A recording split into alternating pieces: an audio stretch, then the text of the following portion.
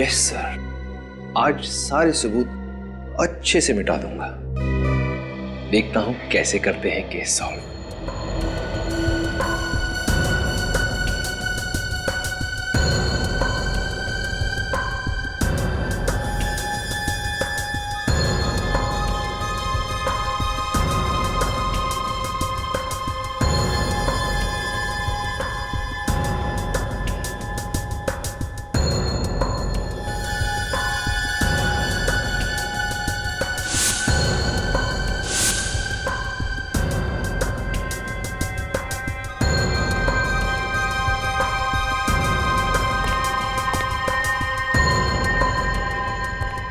क्या सर, ये सब क्या है?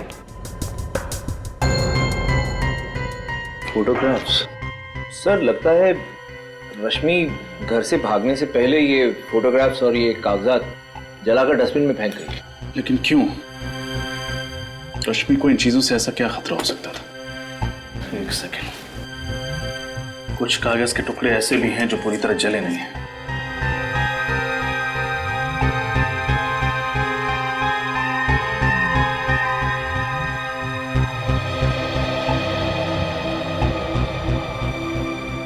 PSY। PSY से क्या शब्द हो सकता है? शायद साइकियाट्रिस्ट। ये किसी साइकियाट्रिस्ट का प्रिस्क्रिप्शन है। लेकिन अब कौन से साइकियाट्रिस्ट का, ये कैसे पता लगेगा? उसकी जरूरत नहीं है सूरज, बस ये पता चल जाए कि रश्मि ये दवाई ले क्यों रही थी, हमारा काम हो जाएगा।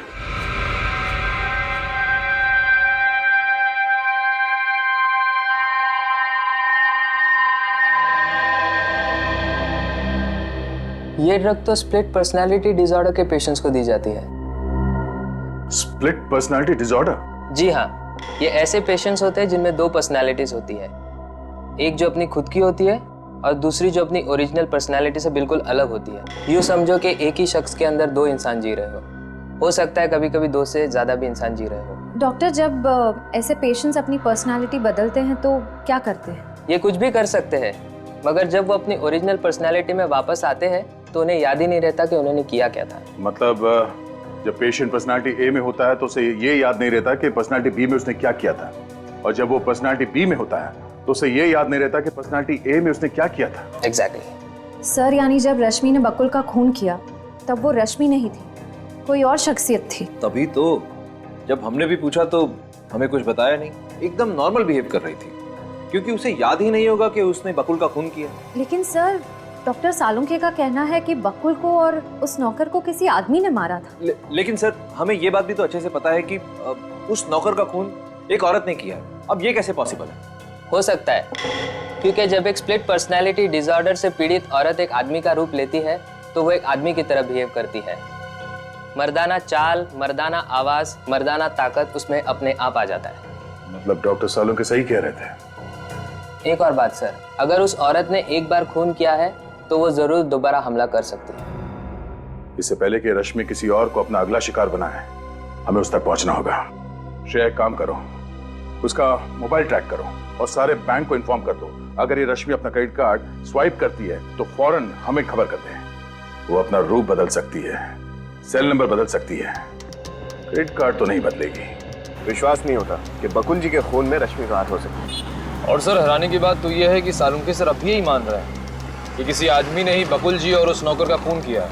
देखिए, उस साइकियाट्रिस्ट ने दया सर को बताया था कि स्प्लिट पर्सनालिटी के लोग, चाहे वो कोई औरत हो या बच्चा, अगर दूसरा रूप धारण करते हैं तो वो उसी की तरह बर्ताव करने लगते हैं। जैसे कोई स्प्लिट पर्सनालिटी का पेशेंट, कोई बच्चा या फिर औरत किसी आदमी का रूप धारण कर ले तो उसके अंदर आदमी जैसी ताकत आ जाती है। यानी जब रश्मि ने बकुल जी का खून किया, उसकी पर्सनैलिटी ने एक आदमी का रूप ले लिया और उसके नाजुक से शरीर में एक मर्द वाली ताकत आ गई। और जब अपने नॉर्मल रूप में आई, यानी कि रश्मि की पर्सनालिटी में आई, तो उसे भी नहीं याद था कि उसने आदमी बनकर बकुल जी का खून कर दिया।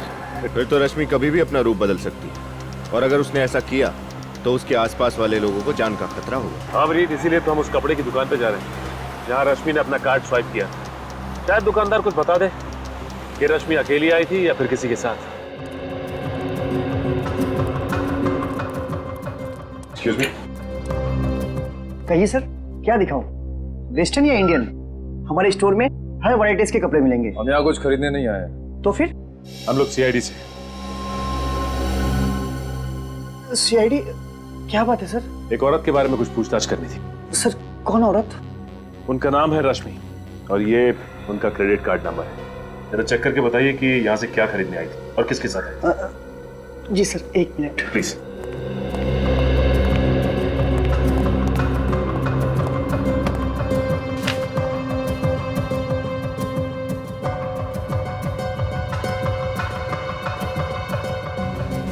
सर, ये हो बिल सर।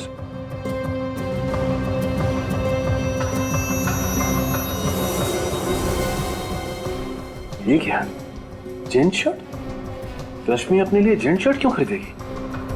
कोई साथ में था क्या उसके? नहीं सर। सर हो सकता है रश्मि कोई नई चाल चलने वाली हो। पुनीत, ये भी तो हो सकता है कि उसे स्प्लिट पर्सनालिटी का दौरा पड़ा हो और उसने एक आदमी का रूप धारण कर लिया। हाँ सर, इसीलिए उसने ये जेंट शर्ट खरीदी। सर एक बात बोलूं? बोलो। सर वो लड़की थोड़ी खिसकी हुई थी सर। वो बोल कुछ रही थी और कर कुछ रही थी सर। सर उसे क्या चाहिए था मैं समझ ही नहीं पाया। तुमने उस लड़की का चेहरा तो देखा ना? हाँ सर, एकदम ठीक से। पहचान जाओगे? हाँ सर। ये है वो लड़की? नहीं सर, ये नहीं थी। ध्यान से देखो, यही होगी। नहीं सर, मैं ठीक बोल रहा हूँ सर, ये वो नहीं थी। उस लड़की का चेहरा सर मैं भूल ही नहीं सकता। इन तीनों में से कोई थी? नहीं सर, इन तीनों में से कोई नहीं थी। सर इसका मतलब खूनी कोई और अनजान औरत है। हो सकता है निखिल, इस आदमी को अपने साथ ले लो, उस औरत का स्केच बनवाते हैं।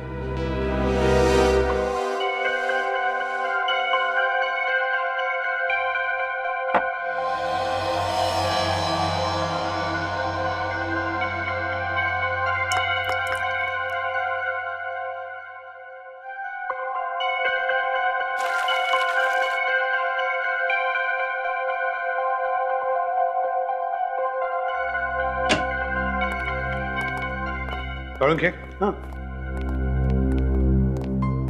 सॉरी। अरे यार, आज दिन किधर से उगा भाई? एसीपी प्रद्युमन और सालुके को सॉरी? यार गलती हो गई थी इसलिए सॉरी कह दिया, उसमें क्या हुआ? गलती? कैसी गलती? सालुके तो कह रहा था ना कि वो खून किसी मर्द ने किया है और हम कह रहे थे कि वो खून किसी औरत ने किया है। तो सही था सालुके। सही था ना? सही था ना? अरे सही कैसे नहीं होऊंगा बॉस? मेरा अंदाजा कभी गलत नहीं होता, बरसों का एक्सपीरियंस है आफ्टर ऑल। ओए, आधा सही था तू, आधा। आधा सही मतलब? सालुके, वो जो औरत है ना जिसने खून किया है, वो एक स्प्लिट पर्सनालिटी डिसऑर्डर की मरीज है। उसके ज़हन में, उसके शरीर में जब भी कोई मर्द घुसता है ना तो मर्दों वाला बर्ताव करती है। ओह आई सी, इंटरेस्टिंग। बट एनीवे, आधा सही तो हूं ना? तो बॉस इसका मतलब सालुके को रिटायर होने की तो जरूरत नहीं है ना? क्या करूं, छुटकारा भी नहीं, पाला जो पड़ गया तेरे से। अरे यार, यही तो गलत है तुम्हारा। कब बॉस बन जाते हो, कब दोस्त रहते हो, पता ही नहीं चलता। एनीवे, आज सालुके लड़ाई के मूड में बिल्कुल नहीं है। भाई आज आप लोगों का मनोरंजन नहीं हो सकता है। अरे सर, ऐसी बात क्यों कर रहे हैं आप? सच कह रहे हैं सर, आप लोग जब झगड़ते हैं ना तब मनोरंजन नहीं, हमें टेंशन हो जाती है। टेंशन होती। सालुके सर, हाँ ये देखिए। एक मिनट बस। क्या? ये फोटो। गुड जॉब तारिका। तुम एक काम करो, बाकी के फोटोज भी साफ करो। सर। बॉस मैं तुम्हें कुछ दिखाना चाहता हूं। पंकज, लाइट ऑफ करो जरा।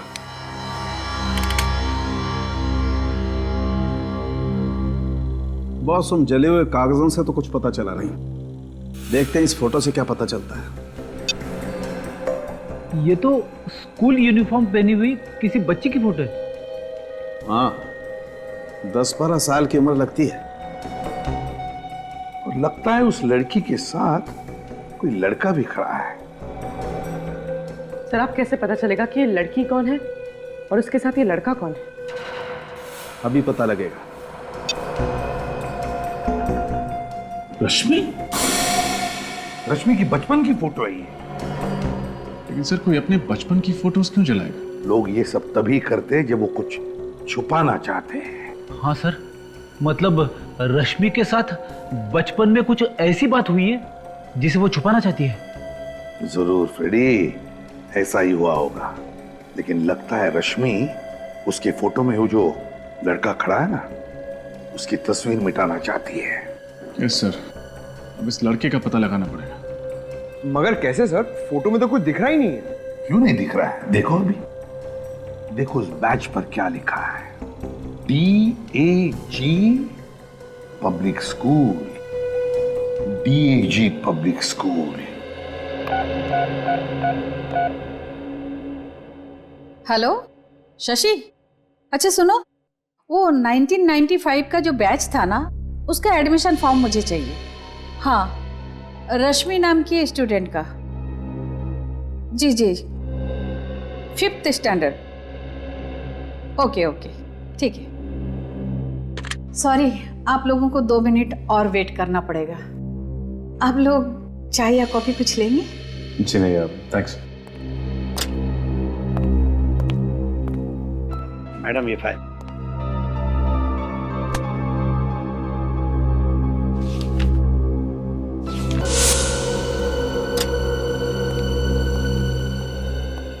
मैडम ये रही फाइल। हाँ, ये लीजिए।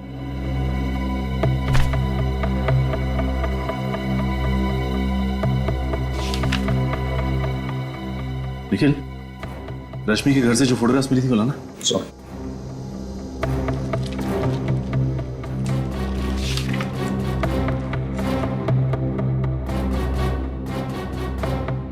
माय गॉड, ये देखो, रश्मि का भाई कोई और नहीं बल्कि अर्नव है।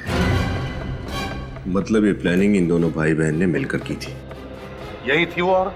हाँ सर, हमारे स्टोर में यही औरत आई थी। सर, आइए आइए, स्केच को अच्छी तरह से देखिए, गौर से देखिए और बताइए कि आप जानते हैं इसे।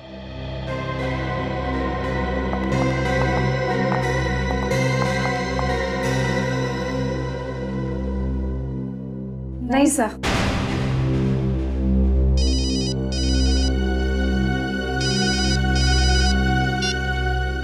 हाँ सचिन।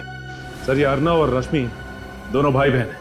माय गॉड, तो ये बात है। और ये सारा का सारा खेल इन दोनों ने मिलकर खेला था।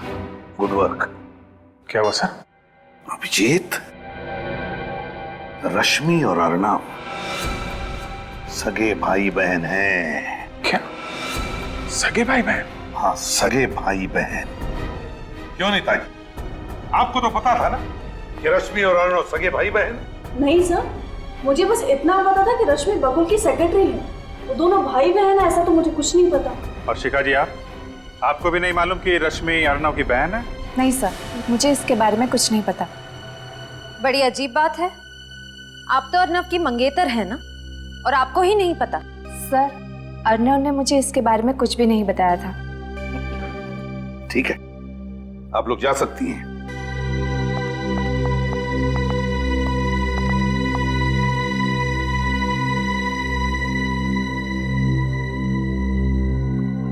अभिजीत,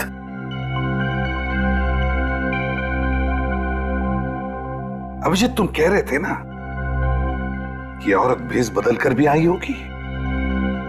कुछ दिमाग में आ रहा है, कुछ दिमाग में आ रहा है। श्रेया, अर्नव की फोटोग्राफ कंप्यूटर में निकालो। सर, ये रहा अर्नव का चेहरा। अब श्रेया, अर्नव के इस चेहरे पर स्केच में जो जो है वो सब बनाओ। ये ऐसे बाल, ये कानों में बालियां और ये लिपस्टिक।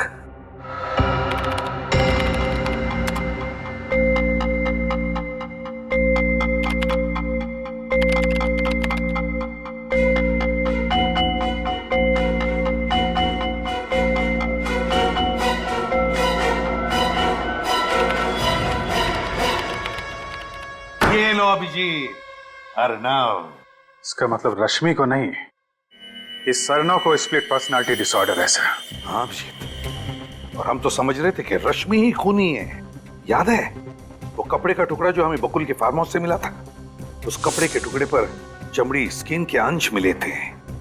वो चमड़ी जरूर इस अर्नव की ही है। सर इसका मतलब कि अर्नव ने लड़की के कपड़े पहने और बकुल का मर्डर कर दिया? एग्जैक्टली। और सर इस रोग की वजह से उसे पता भी नहीं होगा कि औरत बनकर वो कितने भयानक जुर्म कर रहा है। और ऐसे मरीज को खुलेआम घूमने देना मतलब खतरों से खेलना है।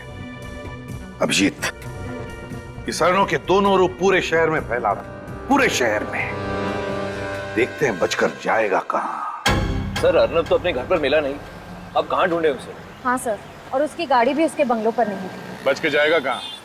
मैंने शहर के सारे चेक पोस्ट और टोल नाके पे खबर कर दी है, सारे पुलिस स्टेशन को भी इन्फॉर्म कर दिया है। इस अर्नव के दोनों रूप के फोटो और रश्मि के फोटोग्राफ्स भी दे दिए हैं। कोई ना कोई कहीं ना कहीं तो जरूर इन दोनों को देखेगा। सर हो सकता है वो शहर से बाहर निकल गए हों। नहीं श्रेया, टोल नाकों वालों से पता चला है कि अभी तक अर्नव मुंबई से बाहर नहीं गया। सर ये भी तो हो सकता है कि उसने अपनी गाड़ी कहीं बीच रास्ते में खड़ी कर दी हो और पैदल या किसी और रास्ते से शहर से बाहर निकल गया हो सकता। सर अर्नव के आसपास के सभी लोगों को उससे बहुत खतरा है। उसकी बीमारी की वजह से वो किसी भी वक्त कुछ भी कर सकता है। हेलो, इंस्पेक्टर दया बोल रहा हूँ। क्या? कहाँ पे? ठीक है, उस पर नजर रखो, हम लोग बस पहुंच ही रहे हैं वहां पे।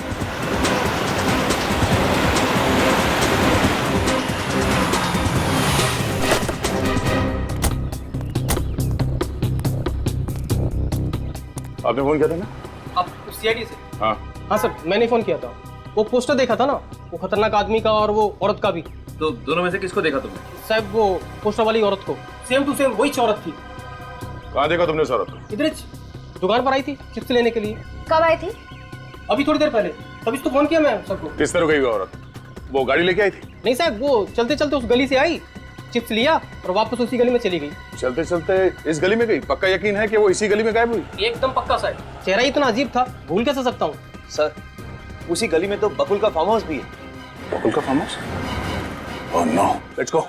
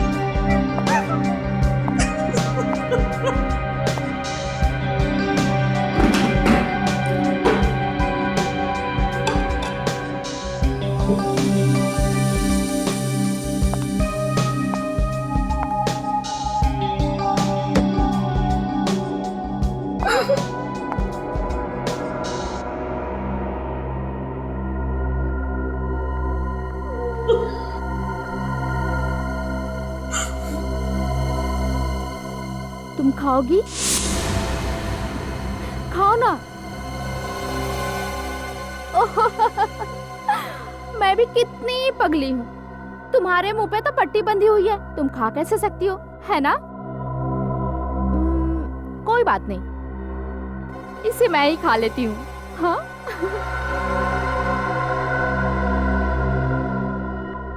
लेकिन तुम्हारी आंखें तो खुली है ना, तुम तो मुझे देख सकती हो, आंखों पे पट्टी नहीं है, तो तुम मुझे खाता हुआ देखो।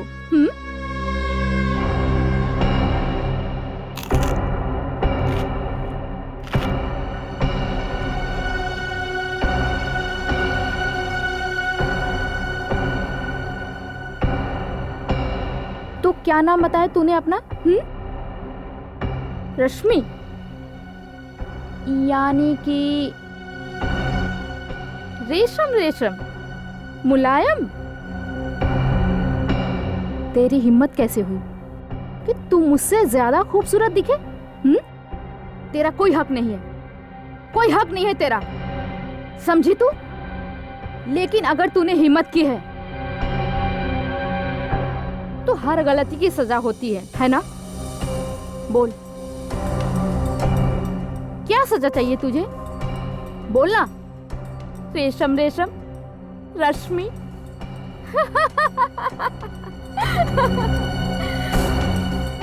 क्या हुआ? दर्द हो रहा है? लेकिन सजा मिलने से पहले मैं तुझे अपना सुंदर नृत्य दिखाना चाहती हूँ। हो जाए?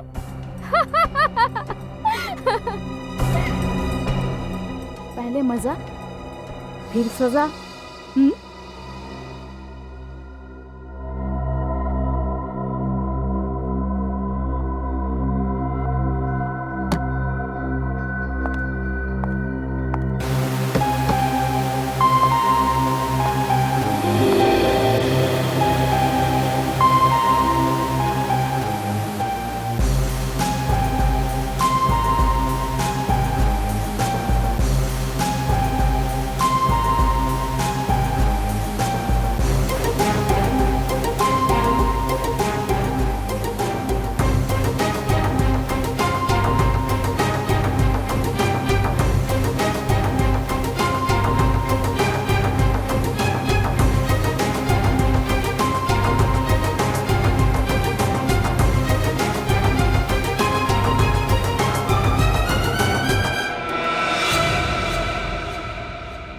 बहुत तरस आता है मुझे तेरे पर, बहुत तरस। पर मैंने अपने आप को समझा लिया है कि दया माया छोड़ दूं और तुझे मारकर दया से मुक्त हो जाऊंगी और तू अपने इस जीवन से मुक्त हो जाएगी।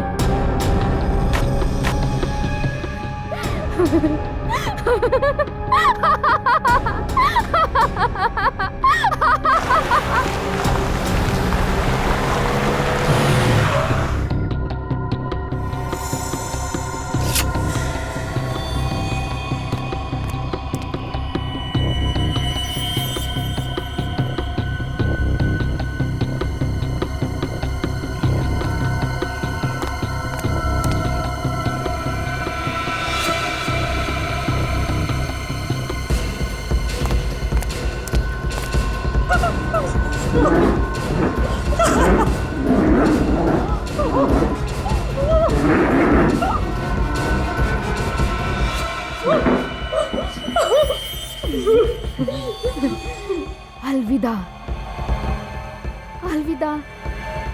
मगर मुझे तेरी बहुत याद आएगी रश्मि।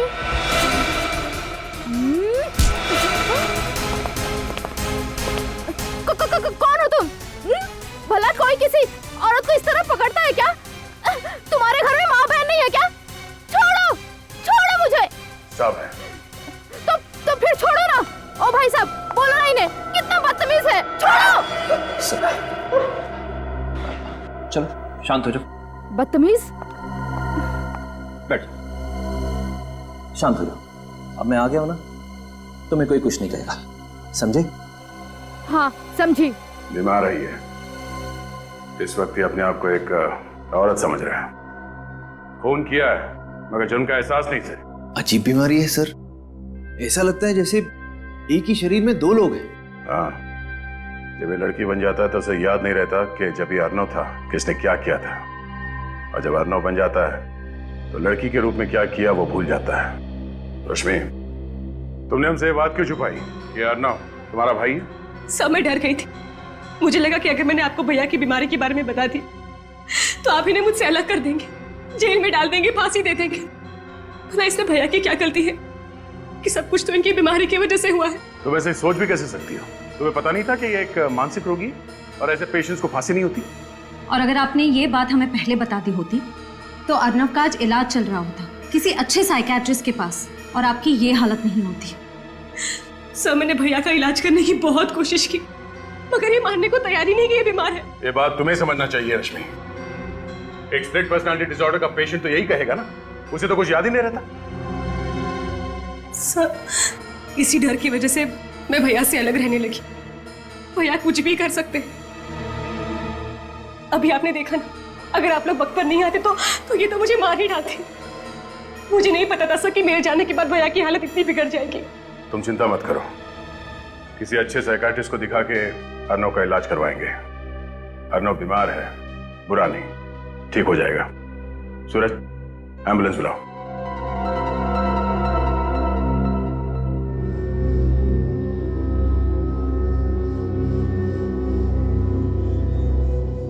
Finger on your lips. मेरी क्लास में तुम लोग ज्यादा बात मत किया करो, और मैं जो सिखा रही हूँ उसे ध्यान से देखो, समझो, वरना एग्जाम कैसे पास करोगे तुम लोग? हाँ, A2 + B2 इज। कमरे में कोई भी नहीं, मगर उसे लग रहा है कि कमरे में बहुत सारे स्टूडेंट्स हैं और वो गड़बड़ कर रहे हैं। अर्नव की तबीयत बिगड़ती जा रही है। देखिए, फिलहाल वो खुद को एक औरत यानी प्रोफेसर पायल समझ रहा है। डॉक्टर साहब, मुझे पता है इस बीमारी को ठीक करना बहुत मुश्किल है, लेकिन वक्त चाहे जितना भी लगे, आप अर्नव को ठीक करने की कोशिश कीजिए। और एक रिक्वेस्ट है, अर्नव को एक अलग से कमरे में रखिएगा। मेरे कहने का मतलब है। सर, आप चिंता ना करें, हम जानते हैं कि ऐसी स्थिति में वो औरों के लिए खतरा बन सकता है, इसलिए हमने अर्नव को एक अलग वार्ड में सुरक्षित रखने का बंदोबस्त किया है। डॉक्टर साहब, ये बताइए कि इसकी तबीयत कब तक ठीक हो सकती है? मेरा मतलब है, ये अपनी पर्सनालिटी में कब तक वापस आ सकता है? बताना मुश्किल है, और मैं इसके ठीक होने की कोई गारंटी भी नहीं दे सकता। 6 महीने, साल भर, 2 साल, सब डिपेंड करता है कि वो ट्रीटमेंट के साथ कितना रिस्पॉन्ड करता है।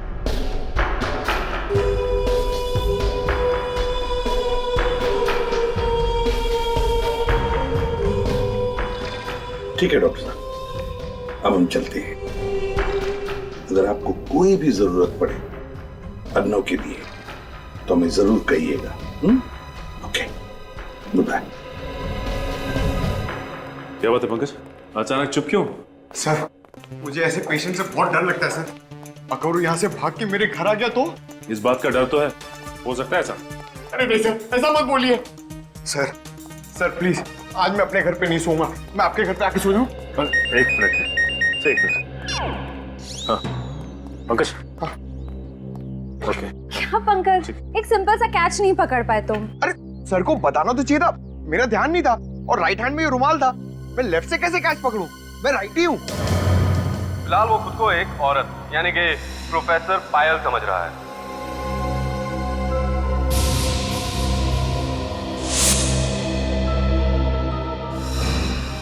My God Sachin, my God Sachin, ये अर्नव बीमारी का नाटक कर रहा है। बीमार नहीं है वो।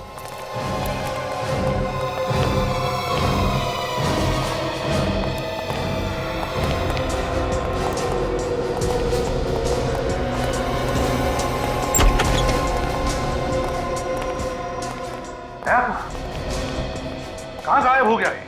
क्या हुआ सर, कोई प्रॉब्लम है? प्रॉब्लम तो अब तुम्हें होगी। झूठ बोलने का नतीजा जानते हो? झूठ? मैंने क्या झूठ बोला है सर? ये अनजान बनने का नाटक बंद करो डॉक्टर। देखिए सर, पहले ये तो बताइए प्रॉब्लम क्या है? प्रॉब्लम ये है डॉक्टर कि तुमने ही बताया था ना कि अर्नव को स्प्लिट पर्सनालिटी डिसऑर्डर है। हाँ, ये सच है सर, आपने खुद देखा है उसे अजीबोगरीब बर्ताव करते हुए। नहीं, वो बिल्कुल नॉर्मल है। नॉर्मल है? ये क्या कह रहे हैं आप लोग? नॉर्मल है वो। अब कहाँ है इस वक्त, बताओ जल्दी। सर, उसे सेशन रूम में लेके गए। चलो ले चलो हमें। चलिए सर। अगर तुम प्रोफेसर की बात नहीं मानोगे ना, तो प्रोफेसर तुम्हें पनिशमेंट देंगी, समझे? सॉरी। अर्नव,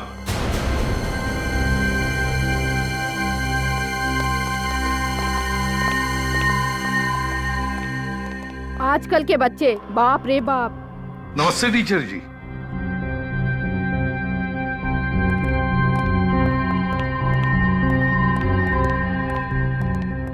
नमस्ते, क्या आपका बच्चा हमारे यहाँ स्टूडेंट है? जी नहीं, मैं इसे भी प्रद्युमन, ये है इंस्पेक्टर सचिन, श्रेया और पंकज। हम लोग सीआईडी से हैं। सीआईडी? जी हाँ, सीआईडी। वैसे आपका नाम क्या है टीचर जी? पायल। पायल, पायल। पायल तुम्हें पता है हम यहाँ किस लिए आए? हाँ, मुझे पता है आप लोग यहाँ क्यों आए हैं। तब तो तुम ये भी जानती होगी कि तुमने क्या क्या किया है। हाँ हाँ, मैंने ही बकुल को मारा है, मैंने उसका खून किया है। सब याद है। लेकिन सर एक बात समझ में नहीं आ रही कि अगर खून इन्होंने किया है तो बकुल के खून का इल्जाम अर्नव ने अपने सर पे क्यों ले लिया? हाँ, क्यों किया अर्नव ने ऐसा? हाँ? अर्नव? ये अर्नव कौन है? मैं अर्नव को नहीं जानती हूँ।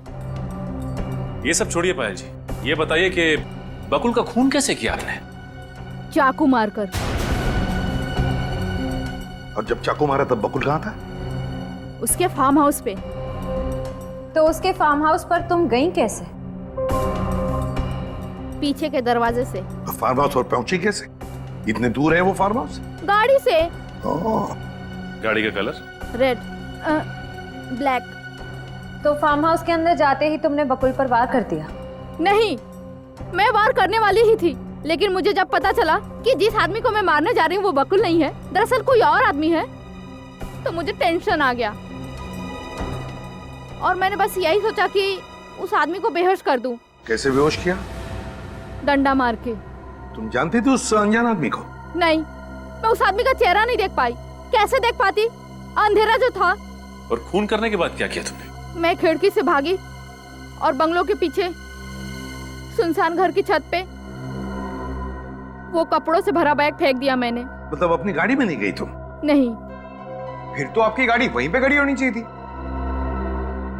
लेकिन सर, हमें तो वहाँ कोई कार नहीं मिली। चोरी हुई होगी, वो तुम पता लगा ही लेंगे। बकुल को क्यों मारा तुमने? हाँ? धोखेबाज था वो। कैसा धोखा दिया? पहले उसने नीतिका से शादी की, फिर बिना बताए उसने नीता से भी शादी कर ली और नीता के सारे पैसे ऐड कर उसने मुझे अपने प्यार के चंगुल में फंसाया और फिर उस राक्षस बकुल ने रश्मि के साथ चक्कर चलाना शुरू कर दिया। बकुल और रश्मि? हाँ, उन दोनों का चक्कर था। लेकिन तुम्हें पता कैसे चला कि बकुल अपने फार्म हाउस पर है? हाँ, उस मीटिंग के बारे में तो सिर्फ अर्नव को पता था। मैं उस पर नजर रख रही थी। अर्नव पर? ये अर्नव कौन है? मैं अर्नव को नहीं जानती हूँ, मैं बकुल का पीछा कर रही थी। पायल जी अब रहती कहाँ है? मलाड। और काम क्या करती है? आखिर मैं प्रोफेसर हूँ, मैथ प्रोफेसर। और माता पिता कहाँ है? माँ बाप बचपन में ही मर गए थे, मैं अनाथ हूँ। अब तो मैं भी उनके पास चली जाऊंगी। आप लोग मुझे फांसी जो दे दोगे। अरे नहीं नहीं पायल जी, बकुल का खूनी तो मिल गया। मतलब? बकुल का खून तुमने नहीं किया है, अर्नव ने किया है। अर्नव ने। कौन अर्नव? ये अर्नव क्या लगा रखा है? मैं किस अर्नव को नहीं जानती हूँ। पायल, अर्नव वही है जिसे तुमने फार्म हाउस में बेहोश किया था। वो भी बकुल को मारने के लिए वहां पहुंचा था, लेकिन तुम वहां पहुंच गई और उसी का फायदा उठाकर उसने असली चाकू से उस पर वार किया। लेकिन उसने एक गलती की।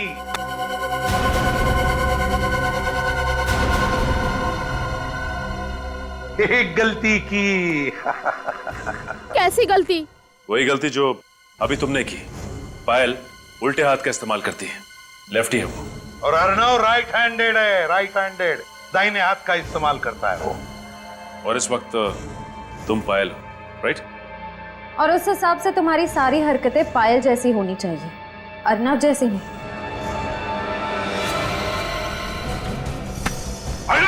रुक जाओ! अर्नव! रुक जाओ! रुक जाओ!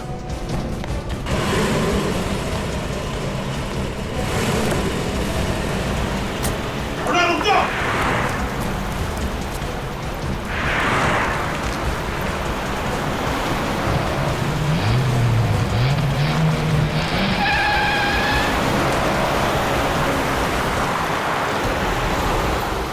हो रही हूँ डंपर के आगे। निकलना नहीं चाहिए हमारे हाथों से सचिन। नहीं बचेगा सर। पलक झपकते ही हमारे आंखों के सामने से भाग गया। सर ये बहुत चालाक है। ओवरटेक करो उसे। हाँ सर। प्लान बना के आया था वो पहले से ही। देखा, उसी लिए उसका साथी आया था गाड़ी लेकर उसे उठाने के लिए।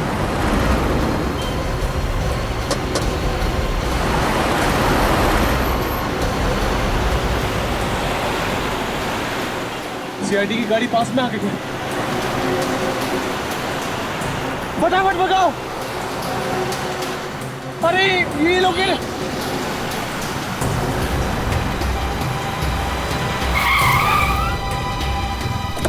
अब क्या करें? मारो।